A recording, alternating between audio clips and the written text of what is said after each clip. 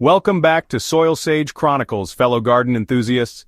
If there's one crop that truly captures the heart of every gardener, it's the magnificent tomato. Whether you're dreaming of that perfect BLT with sun-warmed slices or envisioning rows of ruby-red beauties in your backyard, mastering tomato farming is both an art and a science that I'm thrilled to share with you today. After years of trial, triumph, and yes, plenty of tomato heartbreak, I've learned that successful tomato farming isn't just about throwing seeds in the ground and hoping for the best. It's about understanding these incredible plants, working with nature's rhythms, and creating the perfect environment for tomatoes to absolutely thrive. So grab your favorite gardening gloves and let's dive deep into the world of tomato cultivation together. The journey to tomato mastery begins long before you ever touch soil. It starts with variety selection. This decision will shape your entire growing season, and trust me, the options can feel overwhelming. I've grown everything from tiny cherry tomatoes that pop like candy to massive beefsteaks that barely fit in your palm. Determinate varieties, often called bush tomatoes, are your reliable workhorses. They grow to a predetermined height, usually 3-4 feet, and produce most of their fruit within a concentrated period. These are perfect if you're planning to preserve your harvest or if space is limited. Roma, San Marzano, and Celebrity are fantastic determinate choices that have never let me down. Indeterminate varieties are the marathon runners of the tomato world. They keep growing and producing until frost kills them, often reaching 6-8 feet tall or more. These vining types require more support but reward you with continuous harvests throughout the season. Cherokee Purple, Brandywine, and Sun Gold cherry tomatoes are indeterminate favorites that deliver exceptional flavor. Consider your climate zone carefully when selecting varieties. In cooler regions, early maturing varieties like Early Girl or Stupus will give you ripe tomatoes before the first frost. In hot, humid areas, disease-resistant varieties like Iron Lady or Mountain Fresh Plus will handle the challenging conditions better than heirloom varieties. Your tomatoes are only as good as the soil they grow in, and I cannot emphasize this enough. Tomatoes are heavy feeders that demand rich, well-draining soil with a pH between 6.0 and 6.8. Before planting anything, invest time in soil testing. It's one of the best investments you'll make in your garden. Organic matter is absolutely crucial for tomato success. I incorporate at least 2-3 inches of well-aged compost into my tomato beds every year. This improves soil structure, provides slow-release nutrients, and helps retain moisture while preventing waterlogging. If you don't have compost ready, aged manure works wonderfully, but avoid fresh manure as it can burn plants and promote excessive leaf growth at the expense of fruit production. Drainage cannot be overstated in importance. Tomatoes despise wet feet, and poor drainage leads to root rot, fungal diseases, and overall plant stress. If your soil doesn't drain well naturally, consider raised beds or mounded planting areas. I've seen too many promising tomato plants fail simply because they were planted in heavy clay that held water. Adding bone meal or rock phosphate at planting time provides the phosphorus tomatoes need for strong root development and fruit production. I typically work in about 2 tablespoons per planting hole, mixing it well with the surrounding soil. Whether you start from seed or purchase transplants, timing is everything in tomato farming. I always start my seeds indoors 6-8 weeks before the last expected frost date. This gives plants time to develop strong root systems and sturdy stems before facing outdoor conditions.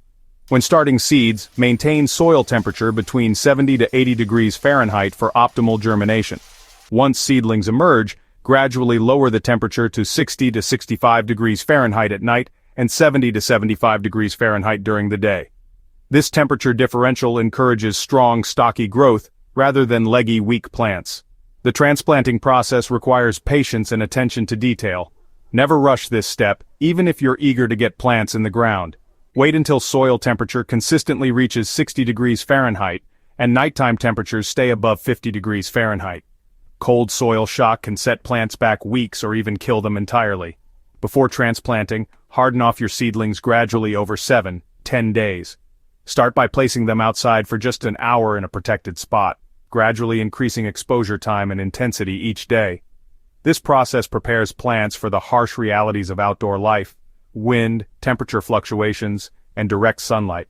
When planting, bury tomato transplants deeper than they were growing in their containers. Tomatoes can develop roots along their buried stems, creating stronger, more robust root systems.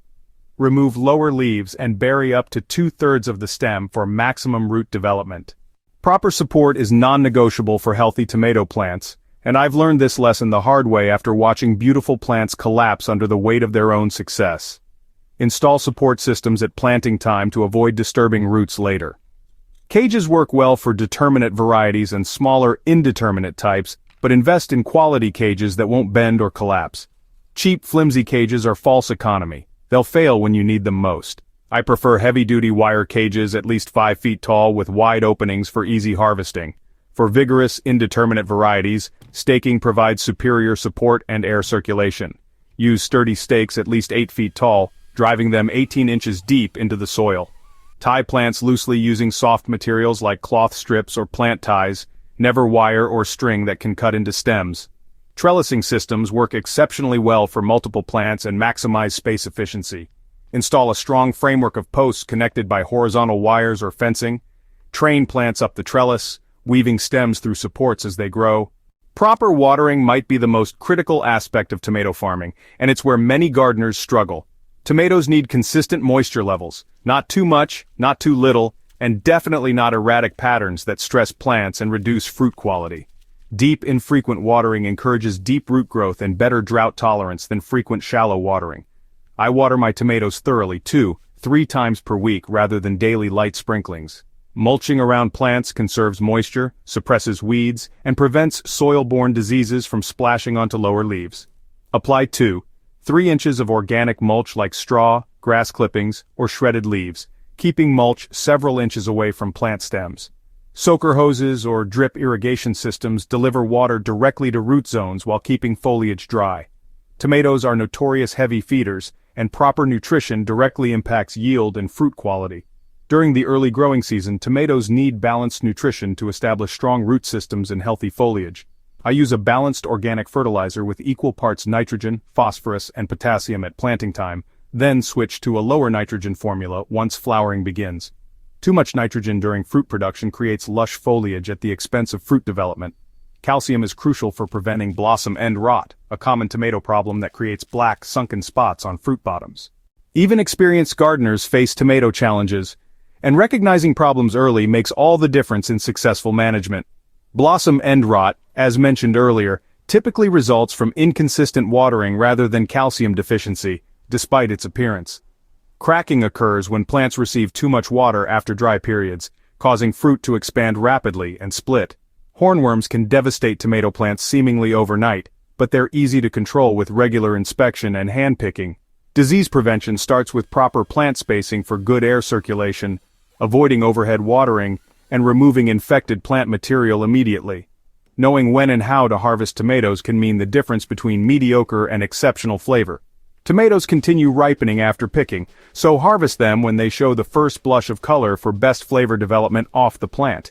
Store ripe tomatoes at room temperature rather than refrigerating them, as cold temperatures destroy flavor compounds and create mealy textures.